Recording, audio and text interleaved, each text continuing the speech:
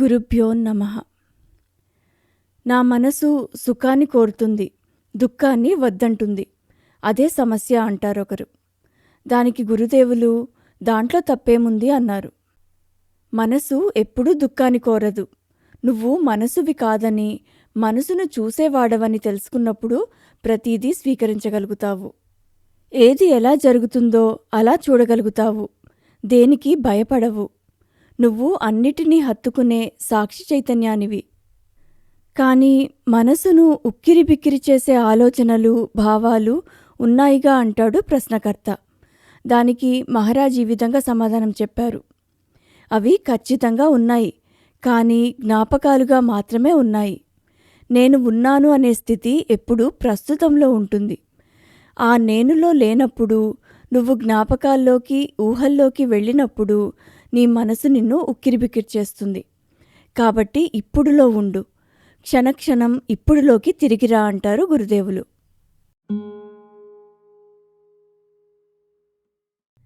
ప్రస్తుత సంఘటనలో అసాధారణమైన ప్రత్యేకత ఉంది. అది నిన్నగా ఉన్న జ్ఞాపకాల్లో గాని, భవిష్యత్తుగా ఉండే ఊహల్లో గాని ఉండదు. దానికి కారణం సాక్షిగా ఉన్న నువ్వే. నీ ఉనికే ప్రస్తుత సంఘటనకు నిజమనే ముద్ర వేస్తుంది. నీ ఉనికే కలల్ని నిజమనిపించేలా చేస్తుంది. నీ ముందు ఆడే ప్రతీదీ నిజమైనదిగా కనిపిస్తుంది. నిన్ను దాటిన ప్రతీదీ జ్ఞాపకమైపోతుంది. సాక్షివై ఉన్న నువ్వు నిజం.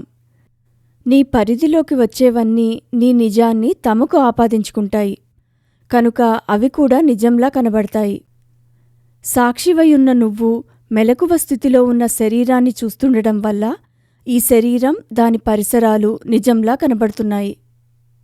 అదే నువ్వు కలలోని శరీరాన్ని చూస్తున్నప్పుడు నీ మెలకువ శరీరం అస్సలు ఉన్నట్టుగా కూడా నీకు తెలీదు. కలలోని శరీరమే నువ్వని భ్రమిస్తావు. నువ్వే నిజం. నీ మారిపోయే శరీరాలతో గుర్తించుకోకు. నిరంతరం చూసేవాడిగా, దేనితోనూ ప్రమేయం లేనివాడిగా ఉండు. అజ్ఞానంలో ఓ వ్యక్తిగా నువ్వు చేసిన కర్మలకు ఓ వ్యక్తిగా ఫలితాలను అనుభవించాలి. కానీ సాక్షిగా జరిగే వాటిని కేవలం వీక్షించాలి. నువ్వు సాక్షిగా ఉన్నప్పుడు ఏది జరగాలో అది జరగబడుతుంది.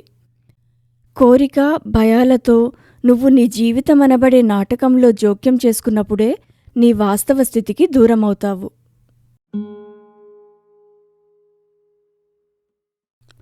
సుఖం యొక్క జ్ఞాపకమే కోరిక, దుఃఖం యొక్క జ్ఞాపకమే భయం. రెండూ మనసును నిలకడగా ఉండనియవు. మనసులో కోరిక ఉన్నప్పుడు ఒకరు దేని గురించి ఆలోచించలేరు. ఆలోచనలన్నీ ఆ కోరికను ఎలా తీర్చుకోవచ్చు అన్న దానిమీదే ఉంటాయి. ఆ కోరిక తీర్చుకోవడం కోసం అబద్ధాలాడ్డానికి, మోసం చేయడానికి, ఇతరులను బాధ పెట్టడానికి కూడా ఒకరు వెనకాడరు. కోరిక గొప్ప వ్యక్తిని కూడా దిగజారుస్తుంది. అగౌరవాన్ని తెచ్చిపెట్టే కోరిక ఒకరి పాత్రత కంటే ముఖ్యమైనదా? మంచేదో చెడేదో ఆలోచించడానికి ఒకరు బద్దకిస్తే ఫలితం దుఃఖం కాక ఇంకేముంటుంది? కోరికను త్యజించడంలో ఎంత ప్రశాంతత ఉంది! త్యాగంలో ఎంత గౌరవముంది! మనసు నిలకడగా ఉండాలంటే కోరికలకు అడ్డుకట్ట వేయడం చాలా అవసరం.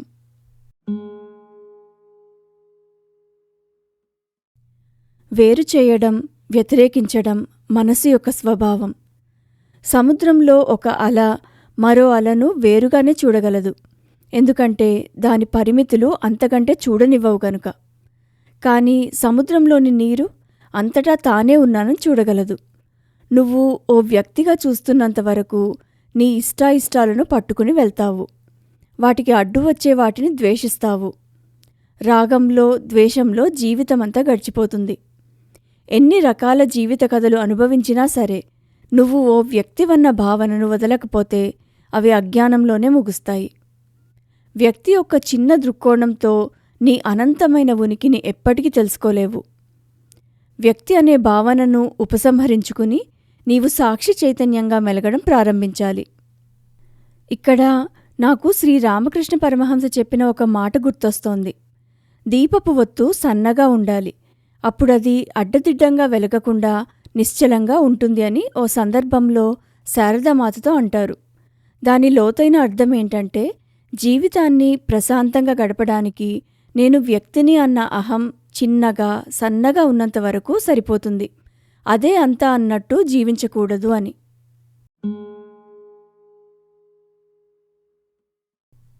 కాలము, స్థలము, కార్యకారణాలు అన్నీ మానసిక విభాగానికి చెందినవి.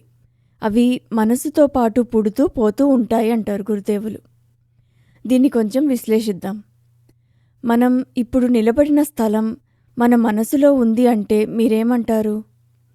మనసు నా శరీరంలోని భాగం, కానీ నా శరీరం స్థలంపై నిలబడి ఉంది. మరి స్థలం నా మనసులో ఉండటం ఎలా సాధ్యమని వాపోతారు, అంతేనా? ఇది అర్థం కావాలంటే మనం మళ్ళీ కల గురించి మాట్లాడుకోవాలి. కలలో మీరు స్థలం మీద నిలబడ్డారు, కానీ మీ కలలోని శరీరం ఇంకా స్థలం ఎక్కడున్నాయి? కలగంటున్న మీలో. అలానే ఈ మెలకువ స్థితిలో ఉన్న మీ శరీరం, మీరు నిల్చున్న స్థలం రెండూ అసలైన మీలో ఉన్నాయి. Mind is both the actor and the stage. అంటే నటించేవాడు ఇంకా నటించబడే రంగస్థలం రెండూ మనసే అని దానర్థం. అంటే మనసు లేకపోతే స్థలము, కాలము కూడా ఉండవు. కానీ చైతన్యంగా నువ్వు ఎప్పుడూ ఉన్నావు.